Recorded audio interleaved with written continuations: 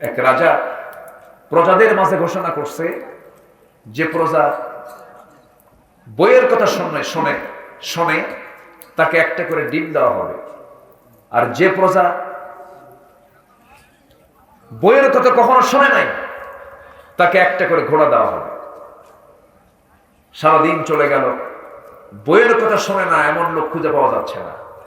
এমন সময় বিকেল বেলা একটা বেচারি এসে বলতেছে, রাজা মশাই, জীবনে আমি বইয়ের কথা কোনোদিন শুনি নাই। তাই? রাজা বলতেছে, আস্তাবল থেকে একটা ঘোড়া তোরে দিয়ে দিলাম, যা নিয়ে যা। ঘোড়া একখান নিয়েছে, বাড়িতে পৌঁছে গেছে। বউ বলে, এই ঘোড়া পাইলা কোথায়? কে রাজা মশাই আমারে দিল। কেন দিয়েছে? আমি বইয়ের কথা শুনি না। তো বউ বলতেছে, তুমি ঘোড়া আনলা, এটা কোনো ঘোড়া হলো? ঘোড়াটা আনছো কালো ঘোড়া, কালো কোনো কালার হলো নাকি? যাও ঘোড়া পাল্টায় লাল ঘোড়া নিয়ে আসো। আচ্ছা ঠিক আছে। এবার চলে আসছে, এসে বলতেছে, রাজা মশাই, ঘোড়া তো হলো না। ঘোড়া নিয়ে গেছে ঠিক, কিন্তু ঘোড়া তো কালো হয়েছে, লাল ঘোড়া হলো ভালো হয়। তোর এই পরামর্শ দিল কে? বউ আমার শিখায় দিল। রাজা বলে, ঘোড়া থুইয়া ডিম নিয়ে যা।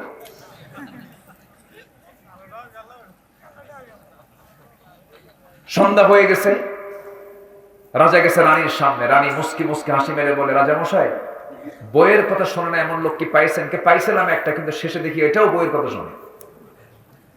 কথায় রাজা মশাই, যারা বইয়ের কথা শুনে তাদেরকে না ঠকায়া ওদেরকে মাত্র একটা করে ডিম দিবেন, এটা কেমন হয়? অন্তত 5 কেজি করে চাল দেন, কিছু কাজ হবে। আচ্ছা ঠিক আছে। পরের দিন সকালবেলা উজিরদের সামনে নিয়ে বলতেছে, দেখো আমার উজির বৃন্দ, যারা বইয়ের কথা শোনে তাদেরকে অন্তত ডিমটা না দিয়ে আজকে থেকে 5 কেজি করে চাল দেওয়া হোক। খাদ্যমন্ত্রী বলে, রাজা মশাই আপনাকে এই পরামর্শ দিল কে? বউ আমার শেখায় দিল। তাহলে রাজাও শোনে, প্রজাও শোনে, শুনবেন না কেন? কিন্তু সেই শোনাটা শুনতে হবে বৈধ কথা না অবৈধ কথা? বৈধ কথা না অবৈধ কথা? বৈধ কথা শুনতে হবে। নিসা থেকে আমি আলোচনা শুরু করেছি অলরেডি। আল্লাহ তাআলা আমাকে আপনাকে মনোযোগ দিয়ে আমলের নিয়তে শোনার তৌফিক দান করুন। জোরে বলি আল্লাহুম্মা আমিন। আরো জোরে আল্লাহুম্মা আমিন। আল্লাহ রাব্বুল আলামিন সুন্দর করে বলছেন, আমাদেরকে জানিয়ে দিচ্ছেন, ইন্নাল্লাহা ইয়া'মুরুকুম আন তু'আদ্দুল আমানাতি ইলা আহলিহা ওয়া ইযা হাকামতুম বাইনান নাসি আন তাহকুমু বিল আদল ইন্নাল্লাহা নি'ম্মা ইয়া'iযুকুম বিহি ইন্নাল্লাহা কানা সামিআন বাসীরা। জোরে বলুন আল্লাহু আকবার। আল্লাহ রাব্বুল আলামিন তোমাদেরকে অর্ডার দিয়েছেন, তোমরা কি করবে? তোমরা তোমাদের আমানতটা ঠিক রাখবে। আমানত মানে যার যে হক, সে হক তার কাছে ফেরত দিয়ে দেবে। আমানতের কখনো তোমরা খেয়ানত করবে না। যার আমানত ঠিক আছে, তার ঈমানটা ঠিক আছে। লা ঈমানা লিমান লা আমানাতা লাহু। তার ঈমান নাই, যার আমানত ঠিক নাই। আমানতের ব্যাপারে ইসলামের গুরুত্ব সবচেয়ে কম না সবচেয়ে বেশি? সবচেয়ে কম না সবচেয়ে বেশি? ঈমানদারের যতগুলো গুণ আছে, এই গুণগুলোর মধ্যে একটা গুরুত্বপূর্ণ গুণ হলো আমানতের খেয়ানত করা না, আমানত রক্ষা করা। আমানত রক্ষা করা। আল্লাহ রাব্বুল আলামিন ঈমানদারদের গুণ কি কি হবে বিভিন্ন জায়গায় বর্ণনা করেছেন। ঈমানদের গুণগুলো কি কি? মুমিনুন খুঁজলে পেয়ে যাবেন, সূরা মুমিনুন পড়বেন পেয়ে যাবেন। কাফিরদের চরিত্র কেমন, সূরা কাফিরুন পড়বেন পেয়ে যাবেন। মুনাফিকদের চরিত্র কেমন, মুনাফিকুন পড়বেন, সূরা পেয়ে যাবেন। সূরা মুমিনুন আল্লাহ রাব্বুল আলামিন বলেন, قد أفلح المؤمنون الذين هم في صلاتهم خاشعون والذين هم عن اللغو معرضون والذين هم للزكاة فاعلون والذين هم لفروجهم حافظون إلا على أزواجهم أو ما ملكت أيمانهم فإنهم غير ملومين فمن ابتغى وراء ذلك فأولئك هم العادون والذين هم لأماناتهم وعهدهم راعون والذين هم على صلواتهم يحافظون أولئك هم الوارثون الذين يرثون الفردوس هم فيها خالدون জোরে বলুন আল্লাহু আকবার। আমার বন্ধুগণ, আল্লাহ রাব্বুল আলামিন মুমিনদের মোটামুটি 7টা গুণের কথা বলে দিয়েছেন সূরা মুমিনুনের শুরুতে। মুমিনরা এক নাম্বার কি গুণে গুণান্বিত হবে? মুমিনরা যখন নামাজে দাঁড়াবে খুশুর সঙ্গে তারা নামাজটা পড়বে। দুঃখজনক হলো সত্য, আমার দেশের মুসলমান কম না বেশি? আস্তে কম কেন? কম না বেশি? নামাজি বেশি না বেনামাজি বেশি? নামাজ ইমানদার বেশি না বেনামাজ ইমানদার বেশি? বেনামাজি আবার ইমানদার, কিন্তু বেনামাজি আবার ইমানদার। আমার দেশে টুপিওয়ালা বেশি না টুপিওয়ালা কম? টুপিওয়ালা কম না টুপিওয়ালাই তো কম? টুপিওয়ালা কয়জন? আচ্ছা, আমার দেশে দাড়িওয়ালা বেশি না দাড়িওয়ালা কম? দাড়ি ছাড়া বেশি না দাড়িওয়ালা বেশি? হ্যাঁ, দাড়িওয়ালা বেশি আমার দেশে, দাড়িওয়ালা বেশি। আচ্ছা আচ্ছা, বিড়ি খাওয়া লোক বেশি না বিড়ি ছাড়া লোক বেশি? ভালো করে বলে। বিড়ি খাওয়া লোক বেশি। হ্যাঁ, তাহলে বিড়ি খাওয়া লোক বেশি, দাড়ি ছাড়া লোক বেশি, বেনামাজি লোক বেশি। আর মুসলমান কম না বেশি? মুসলমান বেশি, কিন্তু মুসলমানের যে চরিত্র, দাড়ি আলা হবে না দাড়ি ছাড়া হবে? আচ্ছা, মুসলমান নামাজি হবে না বেনামাজি হবে? নামাজি হবে। তাহলে মুসলমানের যে চরিত্র, সূরাত এবং সিরাত, বাহ্যিক সামান্য কিছু কম বেশি, এখানেও মুসলমানের আমার দেশের সমস্যা আছে না নাই? আসতে বলবেন না, আছে না নাই? আচ্ছা, কেন জানেন? এর মূল কারণ হলো,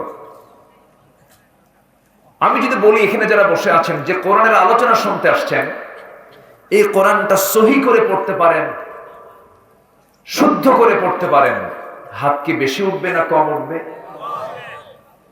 সহি করে পড়তে পারেন, এই হাতের সংখ্যা কি খুব বেশি হবে না খুব কম হবে? খুব কম হবে। এটার জন্য প্রথম দোষ ব্যক্তিগত, এটা ব্যক্তির দোষ, এটা ঠিক আছে, কিন্তু এটার জন্য আরো কিছু দায়বদ্ধতা, অনেকের দোষ আছে না নাই? আসতে বলবেন না, আছে না নাই? আমার দেশে বহু বিসিএস ক্যাডার, যারা বিসিএস করে চাকরি বাকরি করছেন, দেশের যারা ফার্স্ট ক্লাস নাগরিক, বিসিএস ক্যাডার, অথচ তাকে যদি বলা হয় আপনি সূরা ফাতিহাটা সহি করে পড়েন, পড়তে পারবে না। আমি কি ভুল বলছি? আসতে, আমি কি ভুল বলছি? অথচ সকল শেখার আগে উচিত ছিল কোরআনটা তার শিখে নেওয়া। যদি এমনটা হতো, বিসিএস পরীক্ষার ভাইভা বোর্ডে এমন শর্ত যদি জড়িয়ে দেওয়া হতো, সকল বিসিএস পরীক্ষার ভাইভা বোর্ডে যে মুসলমান, তাকে গোটা কোরআনের যে কোনো পৃষ্ঠা থেকে এক পৃষ্ঠা কোরআন তাকে সুন্দর করে তেলাওয়াত করে শোনাতে হবে। কারো কি তেলাওয়াত ভুল থাকতো? আসতে বলবে না, ভুল থাকতো? পার্লামেন্টে কারি সাহেব যায় না একদিন, তো তেলাওয়াতের জন্য একজন এমপিকে দায়িত্ব দিয়েছে। এমপি তেলাওয়াত করতেছে, কেল হে আল্লাহ হে হে, শয়তান কয় তোর আমার তেলাওয়াত ভালো আছে। এই হচ্ছে আমার দেশের মুসলমানের হাল, মুসলমানের দশা। জান্নাত পেতে হলে মূর্খ কখনো জান্নাত পাবে না। ইসলাম না জেনে, না বুঝে, না মেনে জান্নাত পাওয়া যাবে না। আমার কথা কি বোঝা যায়? আমার কথা কি বোঝা যায়? বুঝতে হবে। আমরা শিখব সবার আগে। জোরে বলি ইনশাআল্লাহ, জোরে বলি ইনশাআল্লাহ। ব্রাহ্মণের ছেলে ব্রাহ্মণ হতে পারে, খ্রিস্টানের ছেলে খ্রিস্টান হতে পারে, ইহুদির ছেলে ইহুদি হতে পারে, কিন্তু মুসলমানের ছেলে মুসলমান হতে পারে না যদি ঈমান না থাকে, ইসলাম না থাকে। ইমামের ছেলে ইমাম হতে পারে না যদি তার মধ্যে ইমামতির যোগ্যতা না থাকে। আমার বন্ধুগণ, ইমানদার হতে হলে ইমান থাকতে হবে। মুসলমান হতে হলে মুসলমানই তো তার মধ্যে থাকতে হবে, গুণ তার মধ্যে থাকতে হবে। আজকে নামাজ নাই, অথচ মরে গেলে প্রথম প্রশ্ন হবে নামাজ। আমার কিয়ামতের দিন যে সমস্ত বান্দাকে আল্লাহ রাব্বুল আলামিন জান্নাত না দিয়ে জাহান্নাম দিবেন, যতগুলো অপরাধ তার জীবনে হয়েছে এর মধ্যে এক নম্বর অপরাধ হবে কি বলেন? নামাজ ছেড়ে দেওয়া। জাহান্নামে যারা যতগুলো কারণ আছে এর মধ্যে অন্যতম এক নম্বর কারণ হলো নামাজ যারা পড়ে জানে তারা জাহান্নামে যাবে। এত বড় গুরুত্বপূর্ণ নামাজের মতো একটা ইবাদত, আমার দেশে বহু জনসভা আছে, লক্ষ লক্ষ মানুষ সেখানে যায়, নেতা বক্তব্য দেয়, লক্ষ লক্ষ মানুষ সেখানে হাজির হয়, অথচ ফরজ নামাজ জোহর চলে গেল, আসর চলে গেল, মাগরিব চলে গেল, এশা চলে গেল, নামাজের কোনো কর্মসূচি নাই। যেই নেতৃত্বে নামাজের গন্ধ পাওয়া যায় না, যে নেতার মধ্যে নামাজ নাই, যে নেতৃত্বে নামাজের কোনো কর্মসূচি নাই, সেই নেতৃত্বের মুখে আমরা জুতা মারি, থুতু মারি। রাজি আছেন কারা কারা? হাত উঁচু করে দেখান।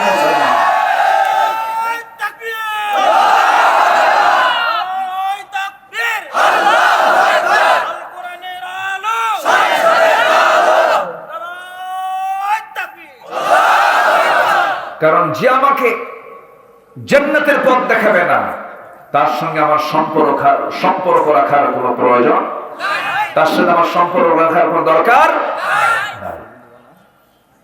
সম্মানিত ভাইয়েরা, তাহলে আমার আপনার সকল কর্মসূচির আগে এক নম্বর কর্মসূচি হলো আজান হলেই কিসে দাঁড়ানো?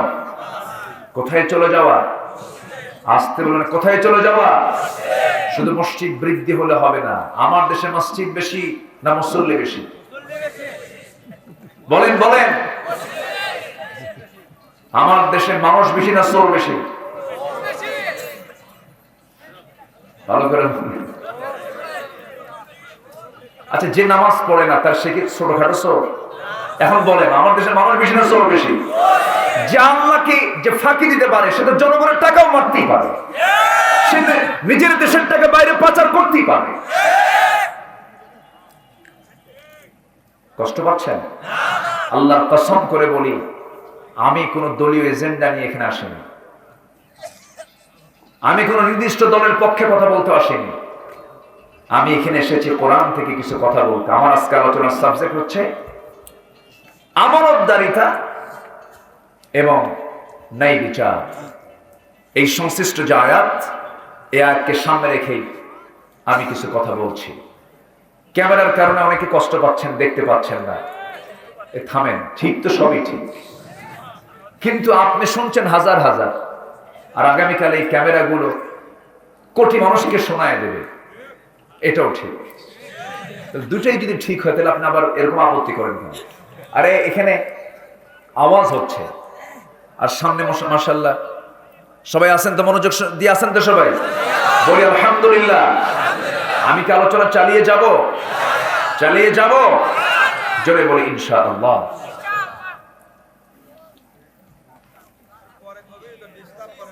আমার কি কিছু বলবেন?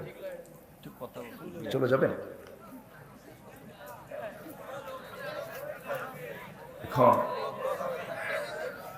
মানে আমি প্রধান অতিথিকে সম্মান, অবশ্যই উনি তো আমাদের চিফ গেস্ট, অবশ্যই তিনি সম্মানিত, অবশ্যই তিনি আমাদের বরেণ্য মেহমান, কিন্তু কমিটিদের একটু মনে হয় মিস্টেক হয়ে গেছে। সেটা হলো আমার একটু আগে দেওয়া অথবা আমার শেষে দিলে, হয়তো মোনাজাতের রাত দিয়ে দিলে ছন্দপতনটা হতো না। তো সৌন্দর্যের একটা খেলাফ হোক আমার মনে হয় না, আমি এটা চাচ্ছি না। আমি বেশিক্ষণ বলবো না, সামান্য একটু কথা বলি, আমি আপনাকে দিয়ে দেবো ইনশাল্লাহ। আপনিও থাকেন, আমার দুজন একসঙ্গে যাই না, কি আছে? হ্যাঁ, অতিথি তো আমাদের সবার থাকা দরকার, তাই না? সবই তো ঠিক, কিন্তু সমস্যাও আছে। আমি সব দিকে চিন্তা করছি, কারণ সবার তো একটা ব্যস্ততা থাকে। উনি হয়তো বাই প্রেসারে বলে ফেললেন, কিন্তু কষ্ট পেলে আমি মাফ চাই।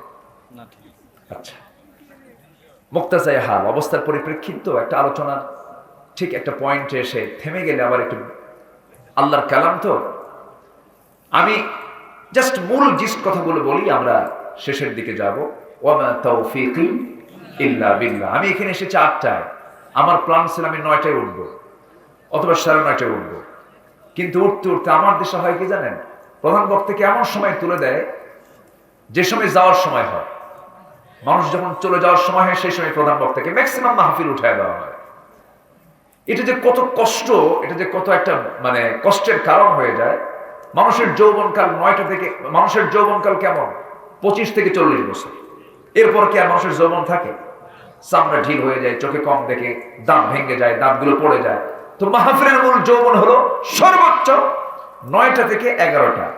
সেই যৌবনকাল পার করে আমি উঠছি বুড়াকাল। এখন এই সময় কিছু কথা, যেহেতু সবাই আছেন, আমি খুবই খুশি, আনন্দিত যে একজন লোকের কোনো নড়াচড়া আমি লক্ষ্য করছি না। বলি আলহামদুলিল্লাহ, জোরে বলি আলহামদুলিল্লাহ। আমি মাহফিলের বৃহত্তর স্বার্থের দিকে তাকিয়ে আমি একটু আপনাকে কষ্ট দিচ্ছি, একটু মেহরবানি করে উনিও থাকবেন, সবাই থাকবেন, সবাই থাকবেন না ইনশাআল্লাহ? আমরা শেষ কাজ করব কি দিয়া বলেন? এই সে মোনাজাতের ঠিক আগ দিয়ে আজকে মাহফিলের প্রধান অতিথি তিনি কিছু সালাম সৌজন্য বিনিময় করবেন, এটাও তার মূল্যবান কথা আমরা শুনবো। জোরে বলি ইনশাআল্লাহ। আমার দিকে তাকান। তাহলে আমার আলোচনা আজকে কোন সূরা থেকে বলেন তো? পুরুষ সূরা না মহিলা সূরা? মহিলা সূরা। আমার ভাইয়েরা, যদিও মহিলা সূরা, কিন্তু আমি যেখান থেকে তেলাওয়াত করেছি সেই তেলাওয়াতকৃত আয়াতের ভিতরে মেয়েদের কোনো প্রসঙ্গ যদিও আসে নাই, কিন্তু প্রত্যেকটা জায়গায় বিচারের কথা আছে না নাই? আমানতদারিতার কথা আছে না নাই? শুধু পুরুষরা আমানত রক্ষা করবে, মেয়েদের আমানত রক্ষা করার কোনো দরকার নাই মনে হয়। তাহলে মূলত কোরআনটা শুধু পুরুষ জাতির জন্য না মহিলা জাতির জন্য? সবার জন্য। মানুষ যার নাম তার জন্য প্রয়োজন। কোরআন যে মানবে সেই জান্নাত পেয়ে যাবে, কোরআন যে মানবে না সে কখনো জান্নাত পাবে না। আল্লাহ রাব্বুল আলামিন সুন্দর করে বলছেন, কুলনা হাবিতু মিনহা জামিআন ফাইম্মা ইয়াতিয়ান্নাকুম মিন্নি হুদান ফামান তাবিআ হুদায়া ফালা খাউফুন আলাইহিম ওয়ালা হুম ইয়াহজানুন। আমার কিতাবের যারা ইত্তেবা করবে, এই কিতাবকে যারা মেনে চলবে, তাদের কোনো ভয় নাই, তাদের কোনো চিন্তার কারণ নাই। এই ওয়াদাটা কে করেছেন? আসতে বলুন না, কে করেছেন? আল্লাহ করেছেন। এই জন্য আমরা কোরআন শরীফ, কোরআনটা বেশি করে পড়বো, জানার চেষ্টা করব। না জেনে না বুঝে জান্নাত পাওয়া যাবে না। জানার নাম ঈমান, মানার নামও ঈমান। জানতেও হবে, মানতেও হবে। প্রথম হুকুম কিন্তু আল্লাহ রাব্বুল আলামিন নামাজের কথা বলেন নাই, প্রথম হুকুম কিন্তু রোজার কথা বলেন নাই, প্রথম হুকুমটা দিয়েছেন পড়ো। প্রথম হুকুমটা কি বলেন? পড়ো। আমরা আগে পড়া শিখব, কোরআনটা জানার চেষ্টা করব, কোরআনটা বোঝার চেষ্টা করব। কোন আলিমান আও মুতাআল্লিমান আও মুস্তামিআন আও মুহিব্বান ওয়ালা তাকুন খামসান ফাতাহলিক। নিজে আলেম হও অথবা আলেমের বাবা হও অথবা তার অনুসারী হয়ে যাও অথবা তার প্রিয়ভাজন হয়ে যাও। ওয়ালা তাকুন খামসান ফাতাহলিক, পঞ্চমটা হয়ে যেন ধ্বংস হয়ে যাবে। এই জন্য জ্ঞানী হতে বলছেন কে? আসতে বলেন না, কে? এই জন্য জ্ঞানী হব, কারণ জ্ঞান অর্জন করার মূল লক্ষ্য হলো আমাকে চিনতে হবে সবার আগে কাকে? আল্লাহকে চিনতে হবে। আমার ভাইয়েরা, আজকে যদি মুসলমানের ভিতরে যদি ইসলাম থাকতো, আজকে সমাজে সুদ চালু না যাকাত চালু? মনে হয় খুবই অঞ্চলে গাবতলীতে সুদ নাই। সুদ আছে? এলাকায় সুদ আছে? আচ্ছা আচ্ছা, আপনাকে রাগ করতেছেন নাকি? আপনারা কেউ ওঠেন না? সুদের কথা শোনার পরে যদি কেউ ওঠেন তাহলে তো লক্ষণ খারাপ। এই কথা শোনার পরে যদি কেউ ওঠেন তাহলে ভাববো ওটাই সুদ খায়। বসেন, একটু বসেন। কত সময় চলে যায়।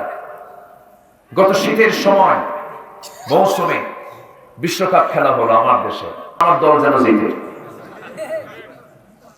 রাত ৩টার দিকে যদি আপনি খেলা দেখতে যদি আপনি পারেন, কতই বা রাত হয়েছে।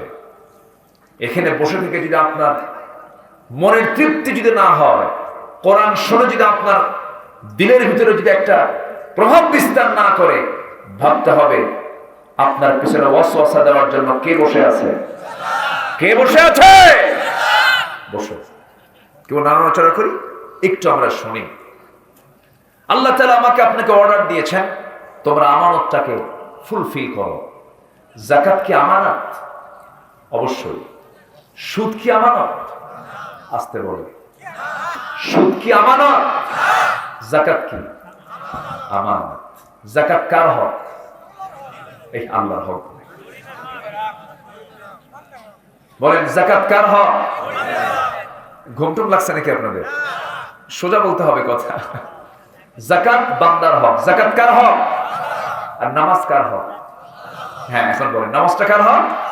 আল্লাহর হক। নামাজ পড়লে কার হক আদায় হয়? আর যাকাত দিলে কার হক আদায় হয়? বান্দার হক আদায় হয়। দেখেন আল্লাহ তাআলা কি সুন্দর ব্যালেন্স করেছেন। যেখানে নামাজ সেখানে যাকাত।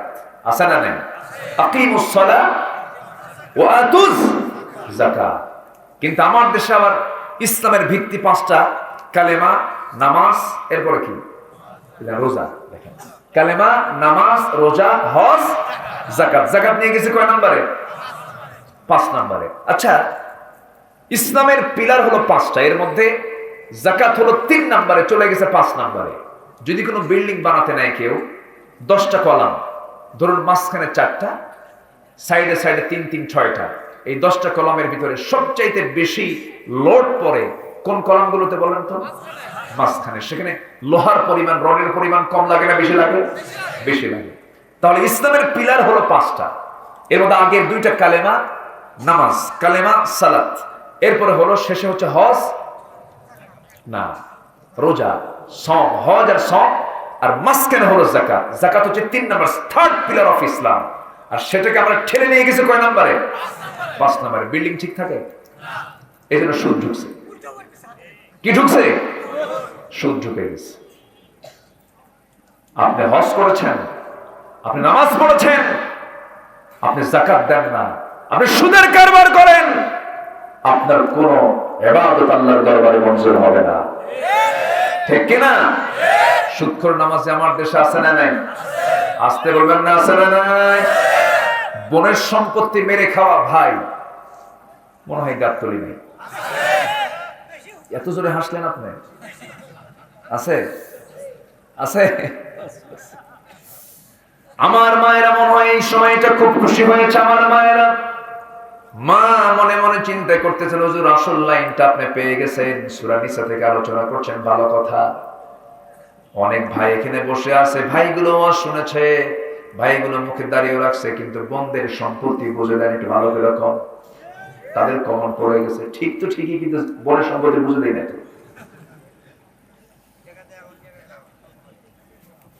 বাপ যেদিন মরে গেছে, বাপ মরে যাওয়ার সঙ্গে সঙ্গে বাবা মৃত্যুর মধ্য দিয়ে যেমন ভাই সম্পত্তির ওয়ারিস হয়ে যায়, বোন কি একটু দেরিতে হয় নাকি? তার সাথে সাথেই হয়।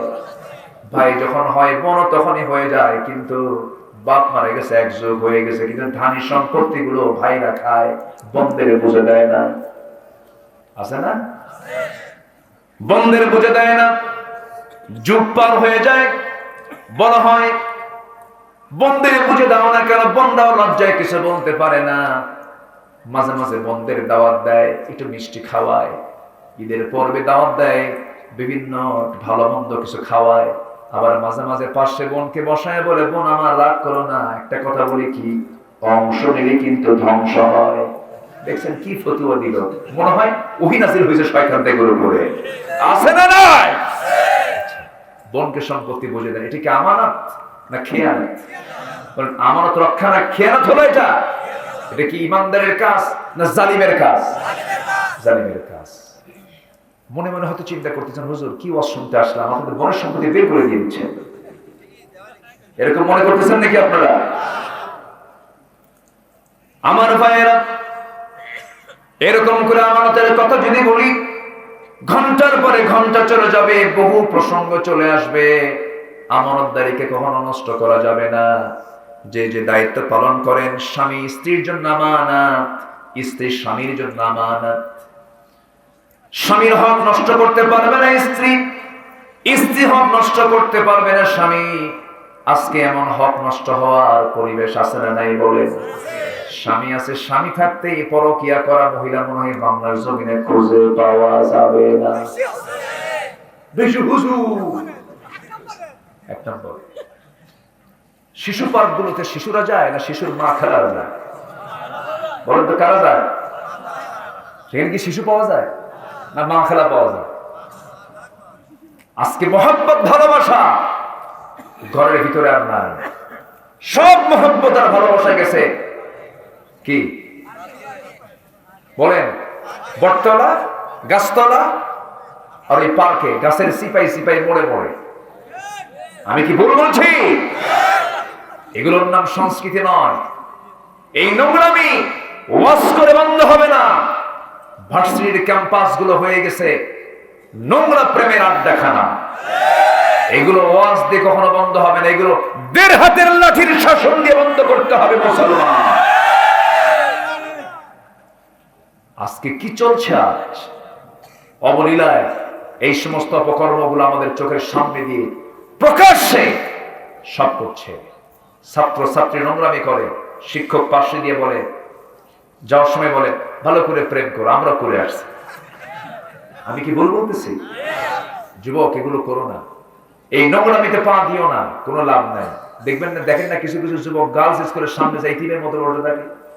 আছে না কিছু? আছে না? মনে হয় বাপও নাই মাও নাই, বসে আছে। যখন বের হয় আস্তে করে পিছে পিছে যায় আর বলে একটাবার তাকাও আমার দিকে। আমি 3টা রাত আমি ঘুমাই না, আমার চোখটা কত গর্তের মধ্যে গেছে, একটু তাকাও না। এই আছে না নাই? এগুলো কি আমানত না খেয়ানত? কিছু আস্তে আস্তে করে দেখছেন কিছু বলেন, এই আমানত না খেয়ানত? এটা আমানতের উল্টা খেয়ানত করা হয়ে যাচ্ছে। তোমার যৌবন তুমি নষ্ট করতে পারবে না। তোমার চোখ দিয়ে তুমি খারাপ কিছু দেখতে পারবে না। চোখের খেয়ানত হয়ে যাবে। খারাপ কিছু শুনতে পারবে না, কানের খেয়ানত হয়ে যাবে। খারাপ কিছু চিন্তা করবে না, তোমার বড় গুনাহ হয়ে যাবে। যুবক, তুমি মোবাইলটা পাইছো, ডিভাইসটা নিছো, ভালো কথা, কিন্তু ডিভাইসটা তোমার জন্য বড় ক্ষতিকর। তোমার জন্য যতটুকু কল্যাণ তার চাইতে ক্ষতির পরিমাণ কম না বেশি?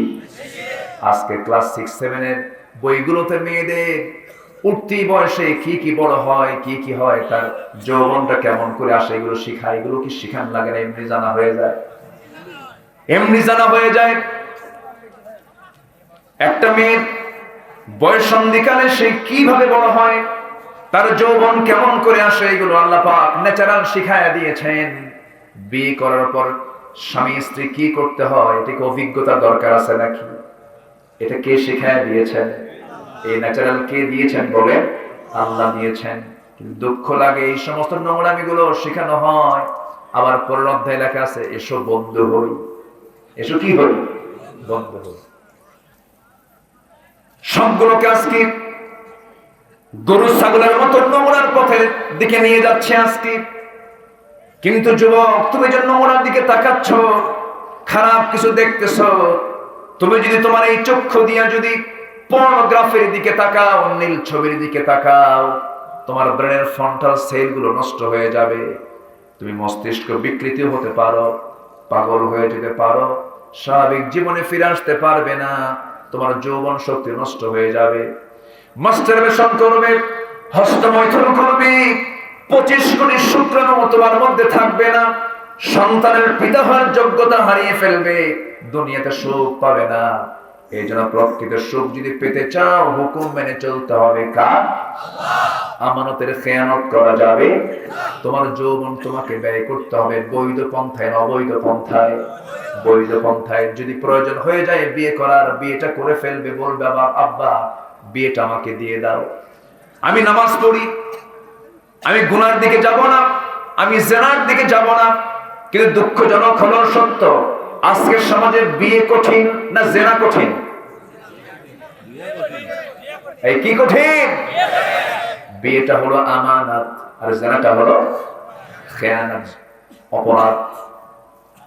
জেনা করতে যাবেন, চরিত্র নষ্ট হয়ে গেল, চরম ক্ষতিগ্রস্ত আপনি হয়ে গেলেন, গুনাহগার হয়ে গেলেন, আমানতদারি তার একজনের নষ্ট করে ফেললেন, বড় সামাজিক অপরাধ আপনি করে ফেললেন, জাহান্নামের কাজ আপনি করে ফেললেন।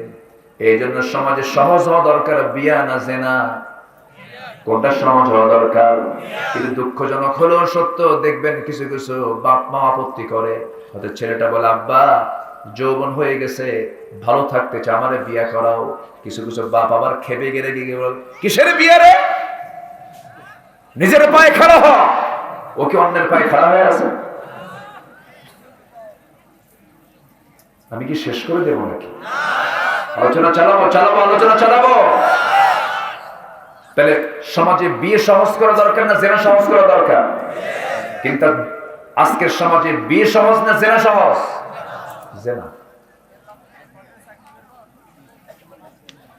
কোন জন যুবক এখানে বলিয়ে ফেলছে সরকারি চাকরি না কি, ও মেয়ের বাপ সরকারি চাকরি খোঁজে। হ্যাঁ দেখছেন মেয়ের বাবার উপর কি খেপা যুবক দেখে, বিয়ে করবে কিন্তু বিয়ে দিচ্ছে না দেখে। আমার ভাইয়েরা বিয়েটাকে ইজি করে দেওয়া দরকার। আমার নবীজি বিয়েটাকে এত ইজি করে দিয়েছেন, রাসূল নিজেও বিয়ে করেছেন। কত বছরে বলেন? 25 বছর বলেন। কত বছরে বলেন? স্ট্যান্ডার্ড এজ আমার রাসূল শিখিয়ে দিয়েছেন। 25 বছর বয়স আমার নবীজি নিজে বিয়ে করেছেন। বাপ ছিল না, মাও ছিল না, টাকা পয়সা কিছুই ছিল না, অথচ তিনি বিয়ে করেছেন। চাচার পরামর্শ নিয়ে তিনি বিয়ে করেছেন। গোসায় নিয়ে তুমি বিয়ে কখনো বিয়ে করতে পারবে না, তোমাকে বিয়ে করে গোসায় নিতে হবে।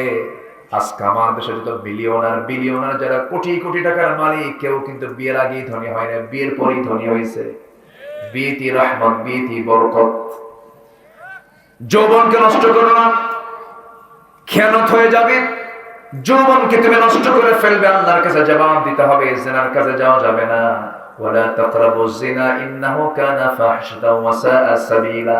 খারাপ কাজ, নোংরা কাজ। আমার নবীর কাছে একজন সাহাবী এসে দাঁড়ালেন। রাসূল বলেন সাহাবী তুমি কি বিয়ে করবা না? হুজুর বিয়ে করব কেমনে, আমার সঙ্গে কে বিয়ে দেবে? দ্বিতীয় দিন দেখা হলো, আবার বললেন তুমি কি বিয়ে করবা না? সাহাবী একই কথা বললেন। তৃতীয় দিন বললেন সাহাবী তুমি কি বিয়ে করবে না?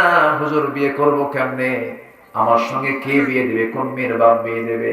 রাসূল বললেন তুমি চিন্তা করো না, তোমার দায়িত্ব আমি নিলাম, যাও অমুক জায়গায় অমুকের একটা মেয়ে আছে, বিয়ে হয়ে যাবে তোমার, যাও। নবীজি বিয়ে ঠিক করে দিলেন, বিয়েটাও হয়ে গেল। হঠাৎ করে যুদ্ধের ডাক চলে এলো। সেই সাহাবী করলেন কি, বাসর ঘর ছেড়ে দিয়ে যুদ্ধের ময়দানে ঝাঁপিয়ে পড়েছেন। যুদ্ধ করতে করতে এক পর্যায়ে শাহাদাত বরণ করেছেন। আমার নবীজি শুনতে পেলেন জুলাইবি রাদিয়াল্লাহু তাআলা তিনি শাহাদাত বরণ করেছেন। নিজে তিনি যুদ্ধের ময়দানের ভিতরে ঢুকে গেলেন। জুলাইবির ক্ষত বিক্ষত লাশ তিনি দেখতে পেলেন। রাসূল তার লাশ শনাক্ত করলেন, দেহ শনাক্ত করলেন। তার মাথাটা, খণ্ডিত মাথাটা আমার নবীজির বরকতময় উরুতে রাখলেন। তার জন্য কেঁদে কেঁদে দোয়া করলেন এবং বলছেন সাহাবীরা শোনো, আমার জুলাইবি শুধু নিজেই শহীদ হয় নাই, 7-8 জন কাফের চতুর্দিকে দেখো লাশগুলো পড়ে আছে। জুলাইবি 7-8 জন কাফেরকে দুনিয়া থেকে বিদায় করে জুলাইবি জান্নাতের পথের বাসিন্দা হয়ে গেছে। যেরকম সুবহানাল্লাহ। আমার ভাইরা, আরেকজন সাহাবী নবীর সামনে দাঁড়ালেন। দাঁড়িয়ে রাসূলকে লক্ষ্য করে বলছেন হুজুর আমার কি বিয়ে হবে না?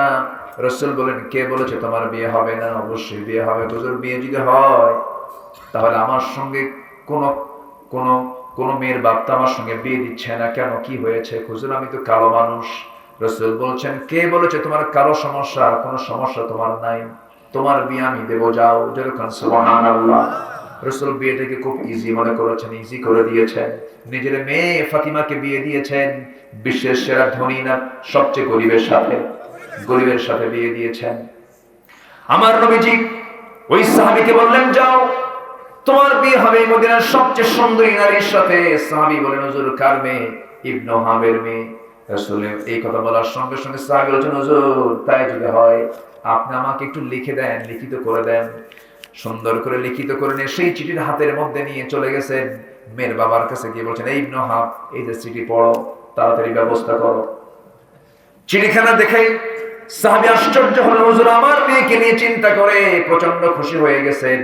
কিন্তু সাহাবীর চেহারার দিকে তাকায় ভাবলেন, আমার মেয়ে তো চাঁদের মতো সুন্দরী, কেমন করে পছন্দ হয় কিনা জানি না, দেখে মেয়েটাকে জিজ্ঞাসা করি। মেয়ের কাছে গিয়ে সামনে দাঁড়ানো মাত্রই লক্ষ্য করে দেখেন মেয়েটা কাঁদবে, ডুকরে ডুকরে কাঁদতেছে।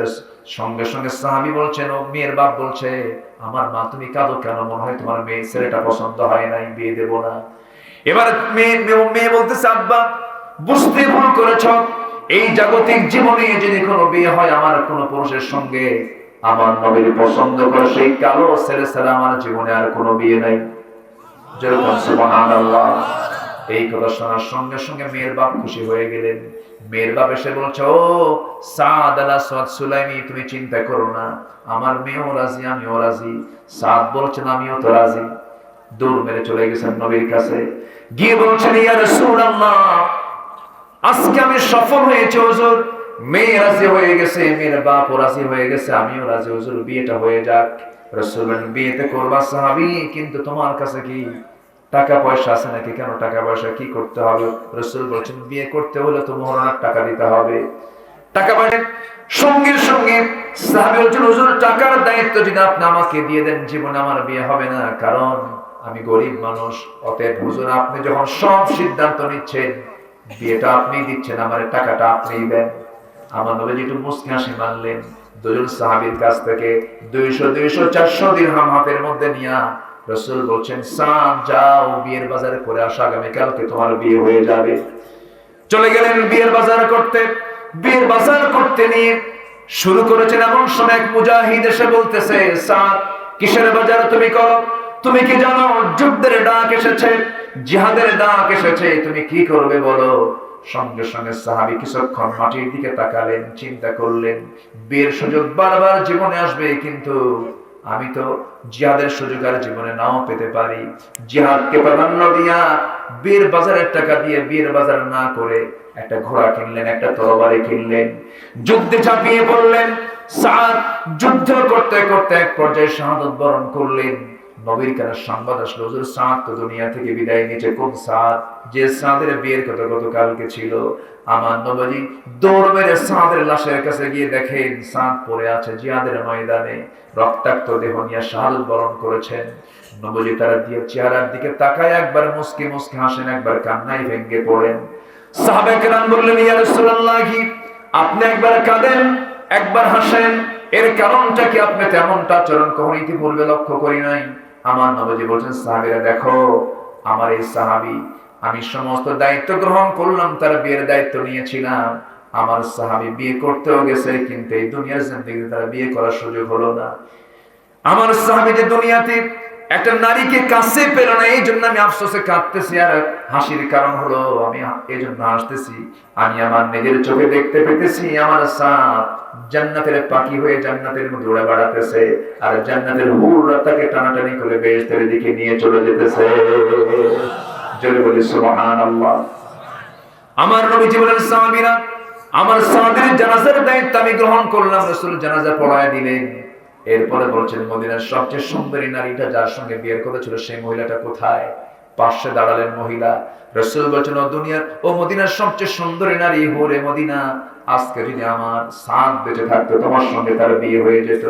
কিন্তু সাদ তো বাজারে ঠিকই করেছে, বিয়ের বাজার না করে জান্নাতের বাজার করে সে জান্নাতে চলে গেছে। তার যে বাজার, একটা ঘোড়া, একটা তরবারি, আমি তার পক্ষ থেকে আমি তোমাকে হাদিয়া স্বরূপ দিয়ে দিলাম। এই প্রেক্ষাপট থেকে আমি শুধু এটাই বোঝাতে চাচ্ছি, যুবকরা, হারাম পন্থা অবলম্বন করো না, অবৈধ পন্থা অবলম্বন করো না। নামাজটা কন্টিনিউ করো, আজান শুনে মসজিদে চলে যাও। সুন্দর বডি বানায় লাভ কি? বিশাল দেহ বানায় লাভ কি? জিম বডি করে লাভ কি? জি বডি দিয়ে নামাজ হয় না ফজরে, ওই বডির কোনো দাম নাই। এই বডি দিয়ে প্রথম হক আদায় করতে হবে কার? আমাকে সুন্দর দেহ কে দিয়েছেন? সুন্দর চোখ কে দিয়েছেন? সুন্দর দুটি কান কে দিয়েছেন? সুন্দর এই মাথা থেকে পা পর্যন্ত গোটা বডি স্ট্রাকচার তৈরি করে দিয়েছেন কে? প্রথম হক আমি কার হক আদায় করব? নামাজ পড়ব কয় ওয়াক্ত? এক ওয়াক্ত না 5 ওয়াক্ত? 5 ওয়াক্ত আমরা নামাজ পড়ব। জোরে বলি ইনশাআল্লাহ, আর জোরে বলি ইনশাআল্লাহ। সম্মানিত ভাইরা, যুবকরা, তোমরা কি কষ্ট পাচ্ছ নাকি? অনেক লম্বা লম্বা কথা এখনো পড়ে আছে। আমানত, আল্লাহ তাআলা অর্ডার দিচ্ছেন আমানতের তোমরা খেয়ানত করো না। আমার ভাইরা, আল্লাহ রাব্বুল আলামিন এর পরে বলছেন وَإِذَا حَكَمْتُمْ بَيْنَ النَّاسِ أَن تَحْكُمُوا بِالْعَدْلِ إِنَّ اللَّهَ نِعِمَّا يَعِظُكُمْ بِهِ إِنَّ اللَّهَ كَانَ سَمِيعًا بَصِيرًا। জোরে বলুন আল্লাহু আকবার। তোমরা যখন কোনো কিছুর বিচার করতে যাবে, সেই বিচারের সময় যে বিচারটা তুমি করবে ন্যায় না অন্যায়?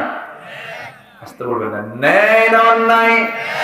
ন্যায় বিচার করবে। ন্যায় বিচারের দিকে যদি আপনি তাকান, প্রত্যেক খলিফা, 4 জন যে খলিফা ছিলেন, 4 জন খলিফা, 1 নাম্বার কে বলেন তো? বলেন বলেন। নাম্বার 2 হচ্ছেন কে? ওমর রাদিয়াল্লাহু তাআলা আনহু। নাম্বার 3 কে বলেন তো? ওসমান রাদিয়াল্লাহু আনহু। নাম্বার 4 কে বলেন? আলী রাদিয়াল্লাহু তাআলা আনহু।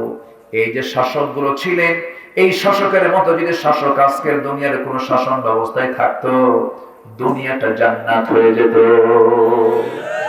জান্নাতের বাতাস প্রবাহিত হতো। সেই চিত্র কি আছে এখন? আসতে সেই চিত্র কি এখন আছে? ওমরের মতো যদি শাসক থাকতো, সঠিক বিচার যদি থাকতো, আজকে এই চিত্র আমাকে আপনাকে দেখা লাগতো না। সম্মানিত ভাইয়েরা, সম্মানিত বন্ধুগণ, সেই শাসকরা সরাসরি আল্লাহর সঙ্গে কথা বলেছেন। দরিয়ার পানি শুকিয়ে গেছে, আবাদ হচ্ছে না। সব জনগণ খলিফা ওমরের সামনে এসে বলছে, ওমর, দরিয়ার পানি শুকিয়ে যাওয়াতে আমরা কোনো চাষাবাদ করতে পারছি না, কি করা যায়? ওমরে ফারুক রাদিয়াল্লাহু তাআলা এক টুকরো কাগজে লিখে দিলেন। সেই লেখা কাগজটা নিয়ে বললেন, তোমরা এটা দরিয়ায় ফেলে দাও। দরিয়ায় ফেলে দেওয়ার আগেই গোটা দরিয়া পানি দিয়ে ভরপুর হয়ে গোটা জমিন সবুজ শ্যামলে রূপান্তরিত হয়ে গেছে। জোরে বলি সুবহানাল্লাহ। শাসকদের সম্পর্ক কার সাথে হয়? আসতে বলে না, কার সাথে হয়? আমেরিকা আমাকে বাঁচাবে না, রাশ আমাকে বাঁচাবে না, ভারত আমাকে বাঁচাবে না, জার্মান আমাকে বাঁচাবে না, কেউ আমাকে বাঁচাবে না। আমাকে বাঁচাবেন কে? আসতে বলবেন না, আমাকে বাঁচাবেন কে? কিন্তু আজ মুসলমান ইহুদি খ্রিস্টানদের গোলামের রূপ নিয়েছে। আসতে বলবেন না, জোরে বলেন ঠিক কিনা? আর তার ফলাফল, ফিলিস্তিনের মুসলমানকে আজকে পাখির বাচ্চার মতো গুলি করে হত্যা করছে ওরা।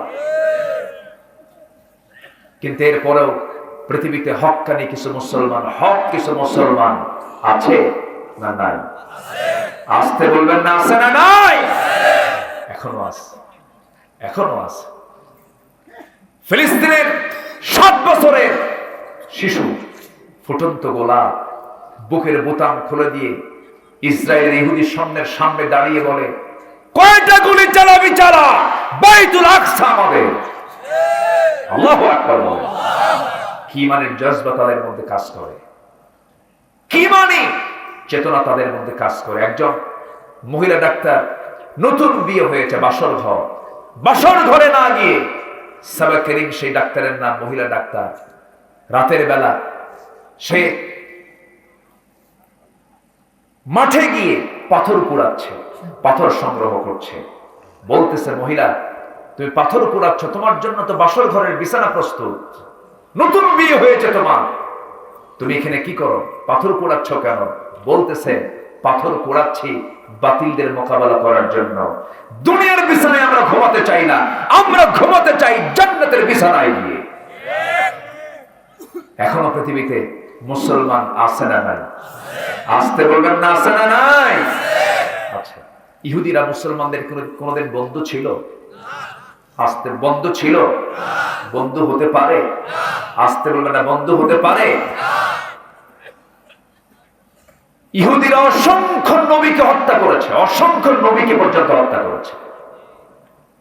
ইয়াহইয়া আলাইহিস সালাতু ওয়াস সালামকে করাত দিয়ে কি বলে তাকে জবহ করে রানীর সামনে নবীর মাথা উপহার দিয়েছে। জাকারিয়া আলাইহিস সালাতু ওয়াস সালামকে করাত দিয়ে চিরে 2 টুকরা করে শহীদ করে দিয়েছে। মূসা আলাইহিস সালাতু ওয়াস সালামকে জুলুম করেছে।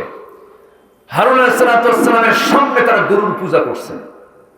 আছে না এগুলো ঘটনা? আছে না নাই? বলেন আছে না নাই? আছে না নাই? আছে। আমার নবীর খাবারের ভিতরে বিষ ঢুকায় দিয়া হত্যার পরিকল্পনা করেছে ইহুদির বাচ্চারা। সেই ইহুদিরা এখন আছে না নাই? আছে। ইহুদিরা মুসলমানদের কোনদিন বন্ধু ছিল না, বন্ধু হতে পারে না। কারণ ইহুদিদের চরিত্র হলো এরা সত্যবাদী না মিথ্যাবাদী? আমানত রক্ষা করে না খেয়ানতকারী? এরা লোভী, এরা প্রতারক। গোটা পৃথিবীর সবচেয়ে নোংরা কাজের মূল হোতা হচ্ছে ইহুদির বাচ্চা।